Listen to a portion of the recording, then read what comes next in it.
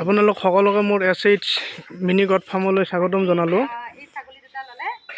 আজি আহিলোঁ মানে সকলোৰে পৰিচিত আমাৰ দিবাকৰ দা আৰু আছে আমাৰ এয়া আমাৰ বৌ দে মৰমৰ বৌ। নমস্কাৰ, হাই হাই হাই বৌ। মই একচুৱেলি ল'লোঁ এই দুটা, এজনী মাইকী এটা পঠা। আৰু বোলে সৰুকৈ ফাৰ্ম এখন আছে ছাগলী আৰু 10-15টা মান আছে। দিবাকৰ দা কি ক'ব? মই চটৰ কাৰণে ৰাখিছোঁ। ভালকৈ কৰা। মই যুৱ চামৰ লগত আছোঁ, সদায় গমেই পোৱা। দিহা পৰামৰ্শ দি থাকিম। ছাগলীকেইটা খুব সুন্দৰ কোৱালিটিৰ ছাগলী, ভালকৈ পোহা হালেগি আৰু ভাল হ'লে ভাল লাগিব। সেইটোৱে আমিও ফাৰ্ম আৰম্ভ কৰিছোঁ এখেতৰ পৰা চাই ইনস্পায়াৰ হৈ কিনে আৰম্ভ কৰিছোঁ। কিন্তু মাজতে অলপ দুখজনক গ'ল ঘটনা এটা। তাৰপিছতো যে আছে আমাৰ মাজত সাহস হৈ এতিয়াও থিয় হৈ এনেদৰে চবকে সহায় কৰিবৰ কাৰণে, তাৰ বাবে ধন্যবাদ দিবাকৰ দা।